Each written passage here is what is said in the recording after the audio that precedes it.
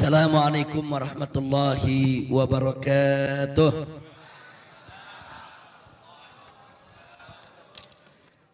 Bismillah walhamdulillah wassalatu wassalamu ala rasulillah wa ala alihi wa sahbihi wa mawalah. Wa ba'd. Siyadatul ulama il-syurafa wa sa'adatul masyaikh al-fudala wa jami'il hadirin al-ahibba al-a'izza rahimakumullah. Usikum jami'an wa nafsi bitaqwallah wa bita'ati rasulillahi sallallahu alaihi wasallam. Fa nas'alullah subhanahu wa ta'ala an yaj'alana minal muttaqin. Wa ba'd.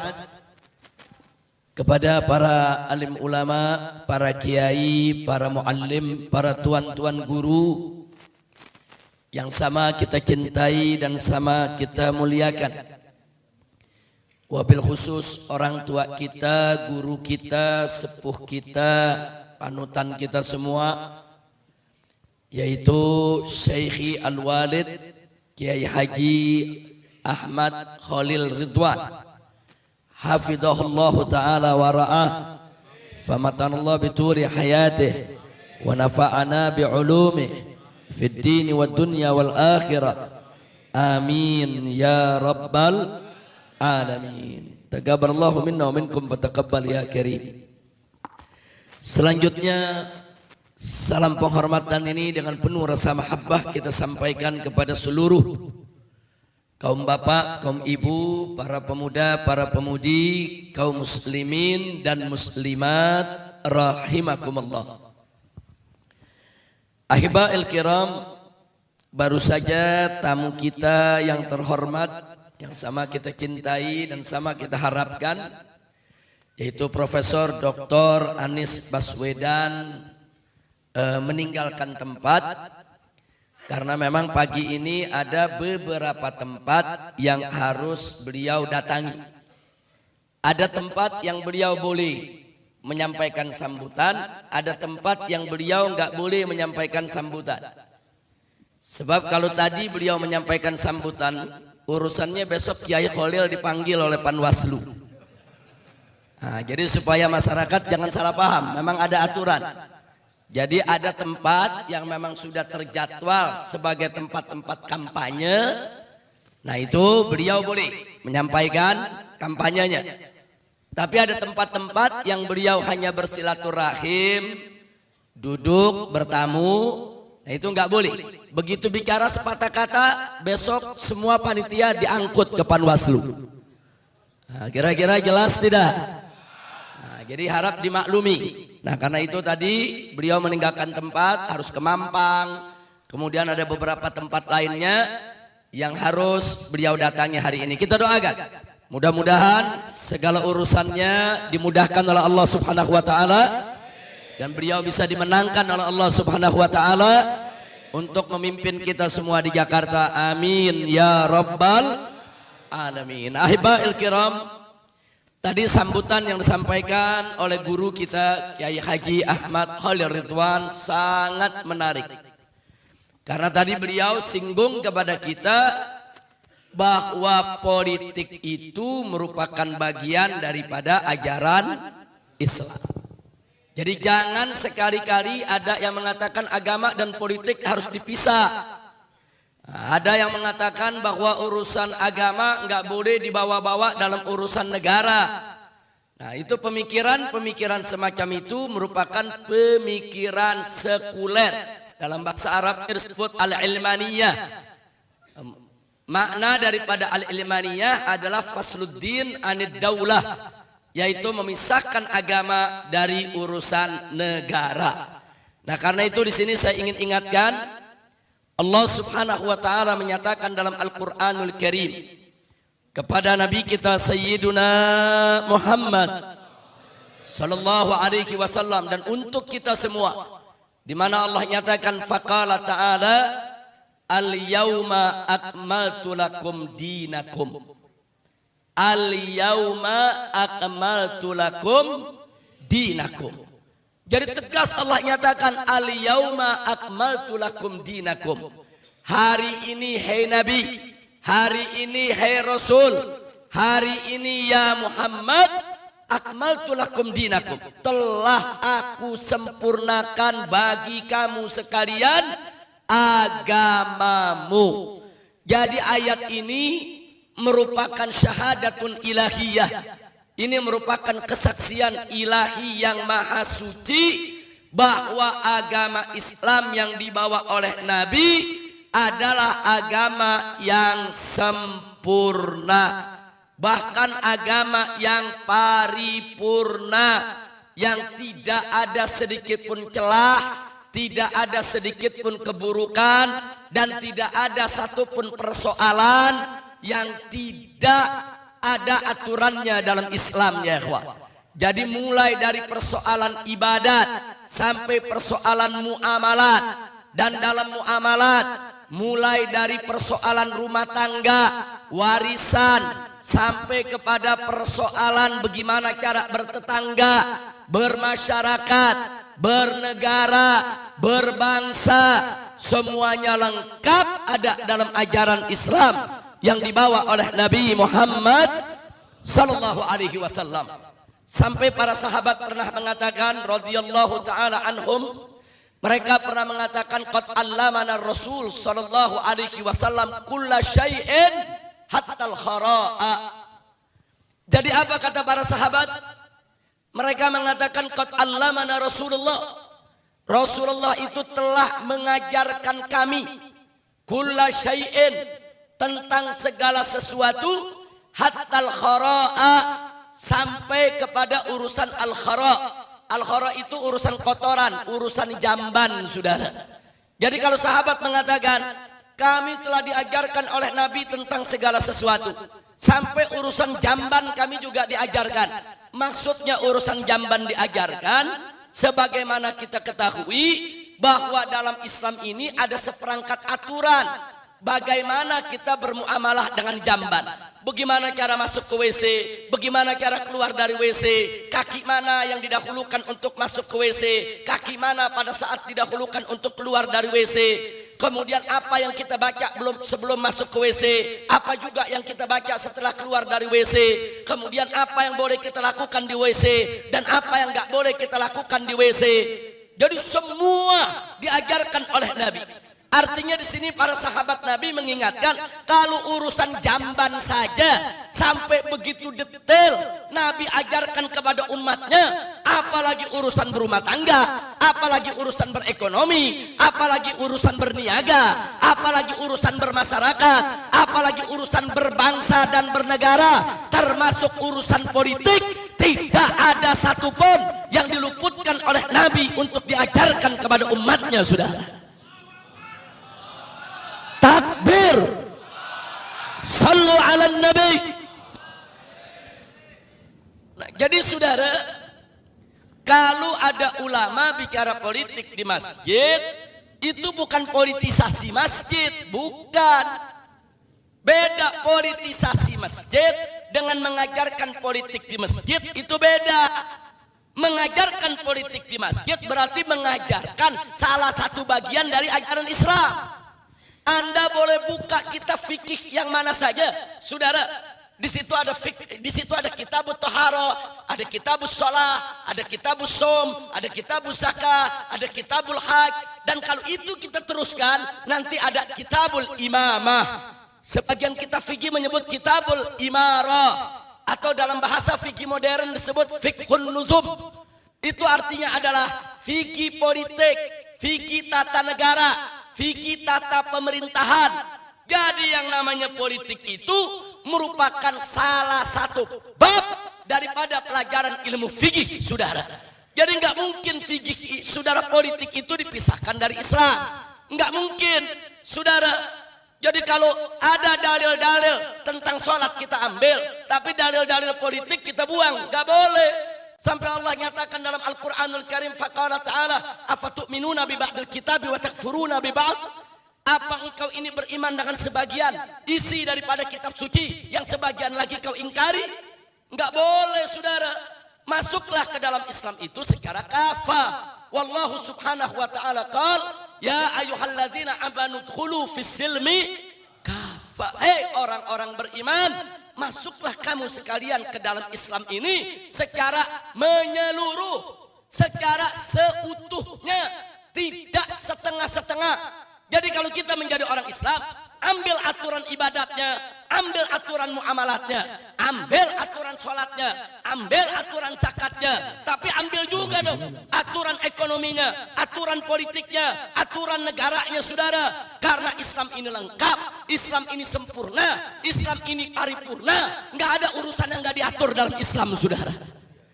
Jadi terlalu bodoh dan terlalu naif kalau ada orang mengaku Islam terus mengatakan agama dan politik nggak boleh digabung.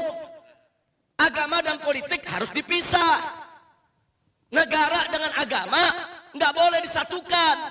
Urusan agama adanya di masjid, adanya di musola, adanya di majelis taklim. Tapi kalau sudah di parlemen nggak usah bawa-bawa agama. Itu ajaran sekuler. Itu bukan dari ajaran Islam. Dan Majelis Ulama Indonesia tingkat pusat telah jelas memfatwakan bahwa sepilis, yaitu sekularisme, pluralisme, dan liberalisme, ajaran sesat menyesatkan, bukan ajaran Islam saudara. Takbir. Nah ini mestinya dipatuhi oleh negara. Saudara, buat apa ada Majelis Ulama Indonesia kalau umaroknya nggak mau mematuhi fatwa dari para ulama?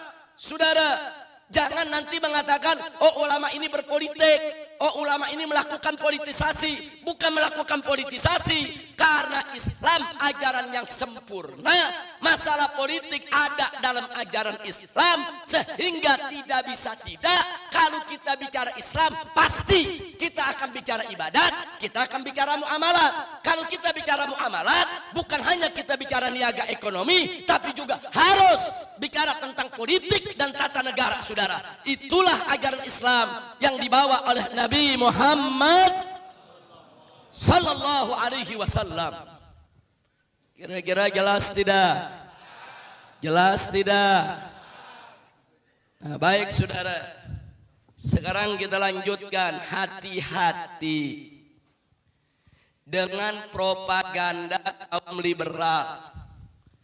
Propagandanya kedengarannya manis, tapi sebetulnya itu propaganda sadis saudara.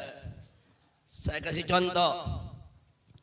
Orang-orang liberal ini bicara di hadapan umat dengan bahasa yang santun, dengan bahasa yang kelihatannya seolah-olah arif dan bijak, bahkan dikemas sedemikian rupa seolah-olah mereka cinta Islam dan cinta ulama saudara. Tapi tujuannya untuk membunuh daripada pemikiran umat Islam yang benar. Saya kasih contoh. Apa mereka bilang? Saudara, yang pertama mereka bilang, saudara-saudaraku, Islam itu agama yang mulia. Islam itu agama yang suci dan bersih. Sedangkan politik itu penuh intrik. Politik itu kotor. Politik itu jahat. Karena itu, ayo kita jaga Islam yang suci dan bersih. Jangan sampai masuk ke kobangan yang kotor, busuk, dan jahat. Luar biasa. Saya mau tanya saudara, kalimatnya saudara kelihatannya benar gak? Kelihatannya benar gak? Kelihatannya muji Islam saudara. Kelihatannya muji Islam. Saudara-saudara, Islam itu agama suci, agama bersih. Politik itu kotor. Jangan Islam yang bersih dan suci dibawa ke kobangan yang kotor. Nah, ngomong di depan umat yang ngaji jarang, tuh umat ngangguk-ngangguk. Iya ya, bener juga. Ayo, ada gak yang begitu? Ada gak yang begitu? Saya kasih contoh lagi yang kedua, saudara. Apa mereka bilang? Saudara-saudara, cintailah ulama. Ulama itu manusia mulia, dimuliakan oleh Allah. Ulama itu derajatnya tinggi. Dia pakai ayat. Yarfa'illahu alladzina amanu minkum walladzina utul ilma darajat. Nah, ulama itu mulia, ulama itu tinggi, ulama itu harus kita cinta.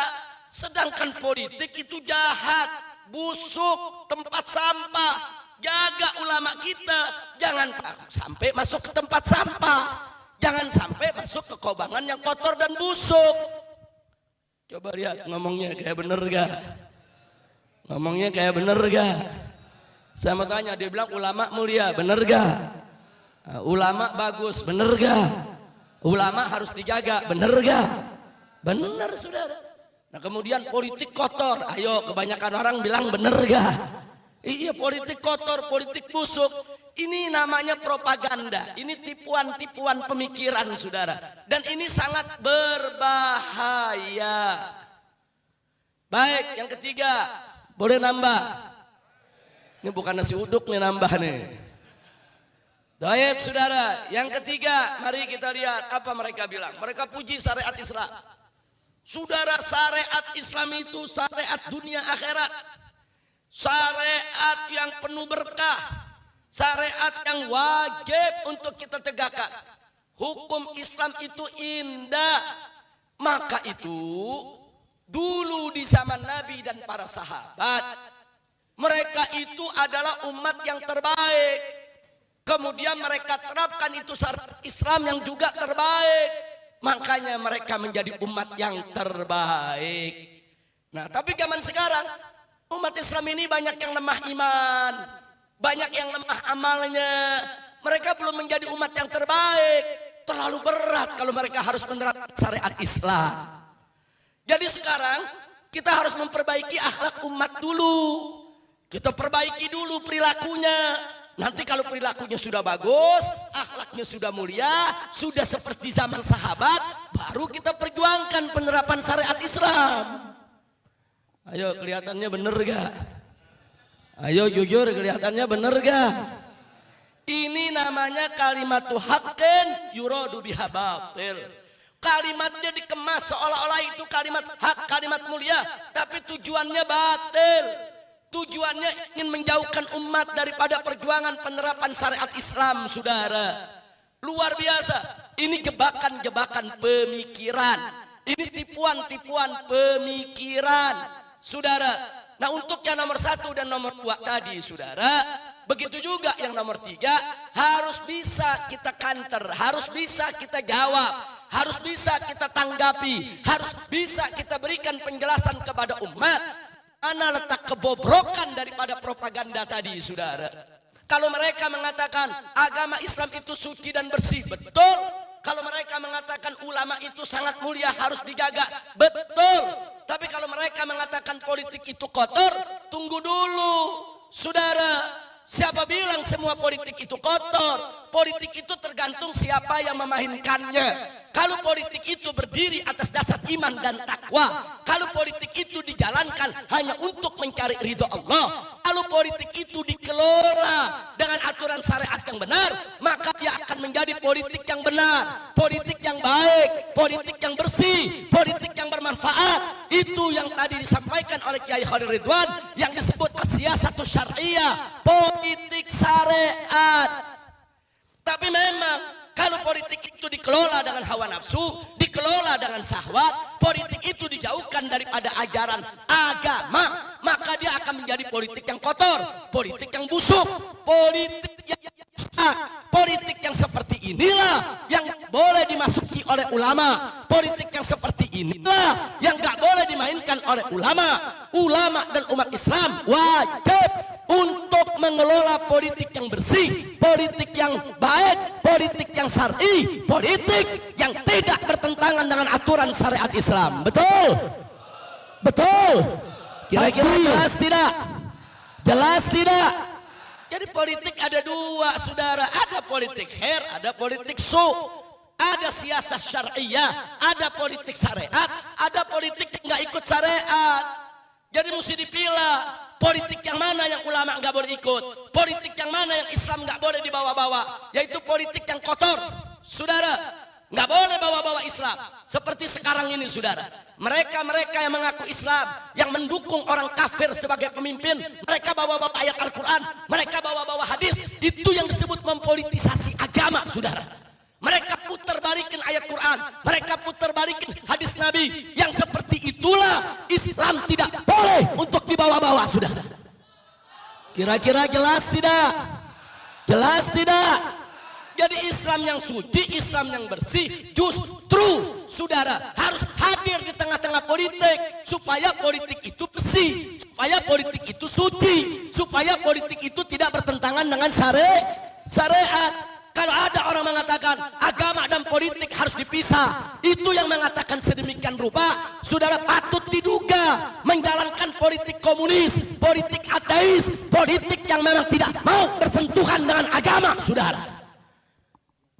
Makanya hati-hati saudara, kira-kira jelas tidak? Jelas tidak? Nah sekarang kalau kita bicara ulama mulia, ulama dimuliakan Allah. Betul, betul saudara. Ulama-ulama khair, ulama-ulama yang istiqomah, mereka dimuliakan Allah dan wajib untuk kita cintai serta kita ikuti saudara. Oh, tapi kan politik kotor. Bagaimana kalau ulama terjun ke sana? Politik yang mana? Justru ulama itu wajib membersihkan politik yang kotor.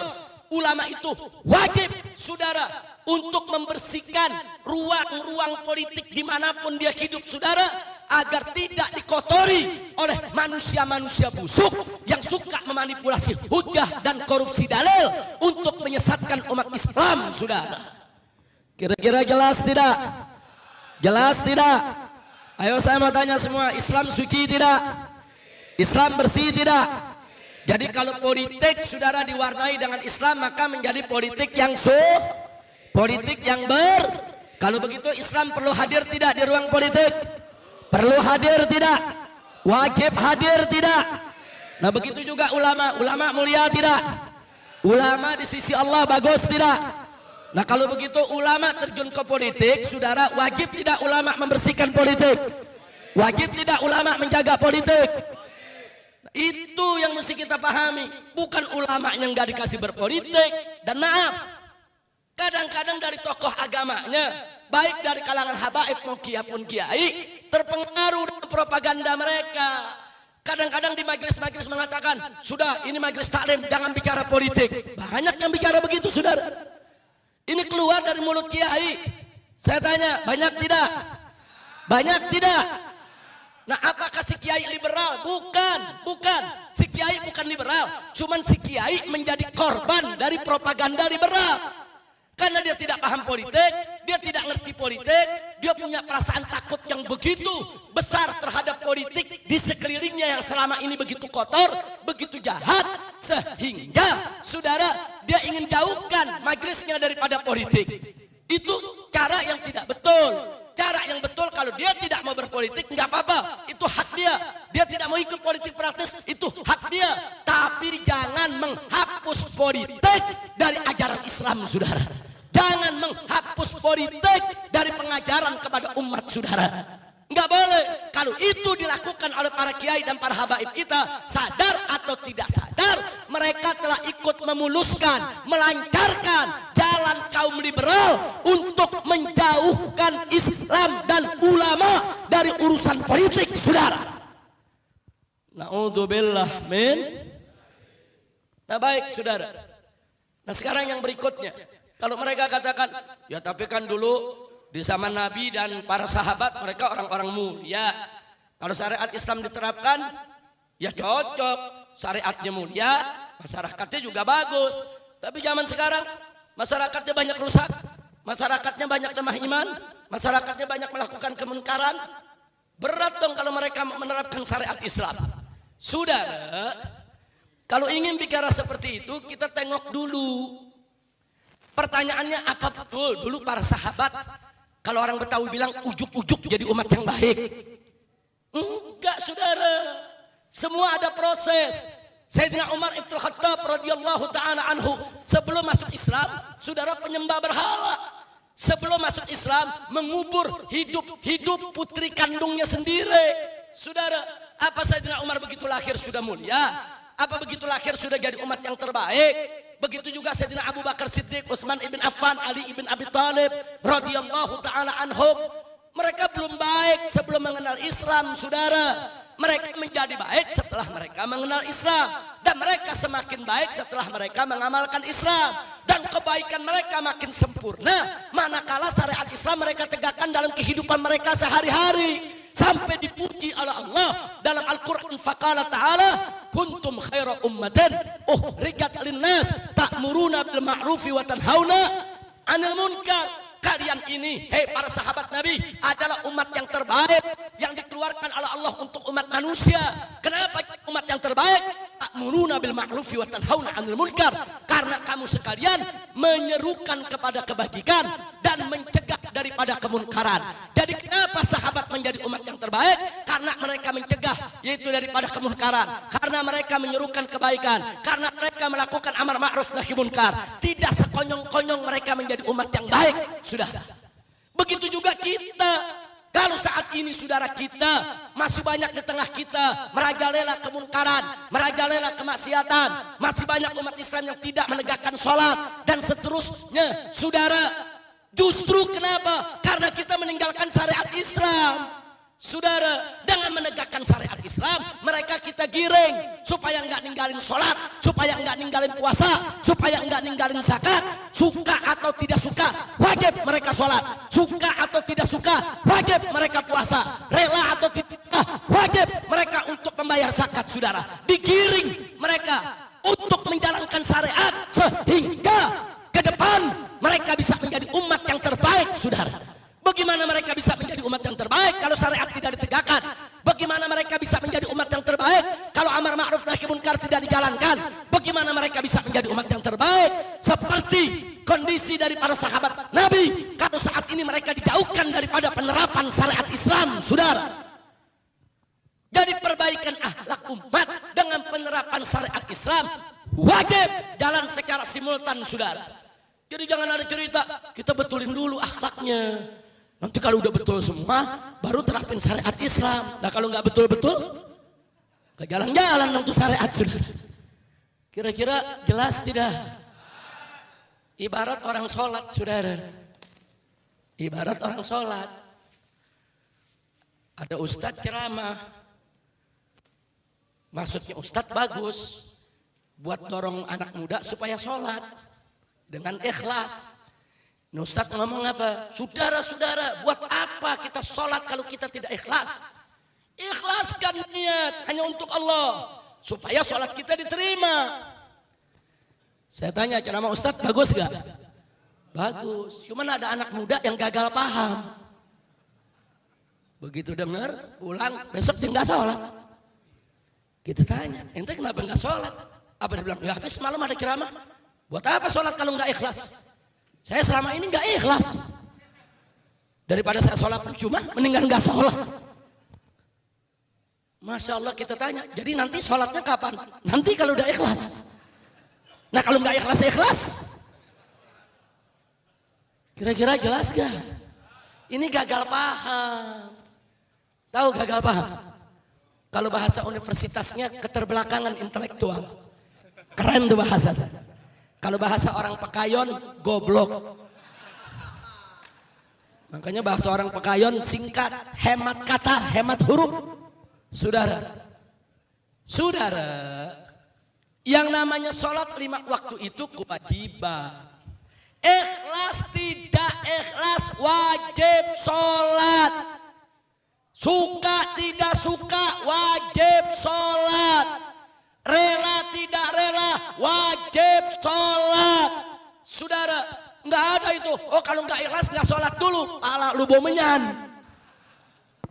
Ikhlas nggak ikhlas sholat tetap wajib, saudara. Ini kita bicara dari segi kewajiban. Kira-kira jelas tidak? Nah, jawaban yang kedua, saudara, ria itu tidak ikhlas itu penyakit hati. Bagaimana mau diobatin kalau kita nggak sholat?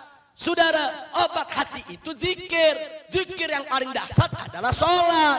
Ala bizikrillahi tatmainnul qulub. Ingat kata Allah bahwa zikir itu bisa menenangkan hati. Zikir yang bisa mengobati penyakit hati, penyakit ria, obati dengan zikir. Saudara, zikir yang terbesar adalah sholat. Jadi walaupun dia belum ikhlas, tapi kalau dia sholat, itu sama juga kalau dia sakit dia minum obat, saudara. Sholat itu obat untuk mengobati penyakit hatinya. Hari ini sholat tidak ikhlas, besok sholat tidak ikhlas, hari berikutnya sholat tidak ikhlas. Kalau terus dia genjot begitu, insya Allah suatu saat ke depan sholatnya akan ikhlas, saudara. Obati, saudara. Ini udah tahu hatinya ada penyakit, ria, nggak mau diobatin, sampai budak juga nggak baik. Kira-kira jelas gak? Paham tidak? Jadi saya mau tanya, umat Islam ikhlas gak ikhlas? Sholat wajib gak? Nah, jadi ini yang kita mesti pahami, saudara. Nah, karena itu sholat itu yang akan mengobati penyakit hatinya, saudara. Sama dengan yang kita bicara tadi. Saudara, umat siap nggak siap, syariat Islam mesti jalan, itu kewajiban. Ini bukan soal siap, nggak siap, enggak. Al-Quran sudah turun 30 juz, wajib kita jalankan. Saudara, umat Islam mau suka nggak suka, rela nggak rela, siap siap, syariat Islam wajib untuk dijalankan, saudara. Nggak boleh ditinggalkan. Kalau pertanyaannya, tapi umat Islam ini masih lemah imannya, umat Islam ini masih banyak melakukan kemunkaran. Justru syariat yang akan mengobati penyakit perilakunya, saudara. Justru syariat yang akan mengobati kebobrokan moralnya, saudara. Justru syariat yang akan memperbaiki jalan hidupnya, saudara. Takbir. Kira-kira jelas tidak? Nah, jadi kalau umat udah rusak malah nggak menerapkan syariat, itu sama juga dia sakit nggak diobatin.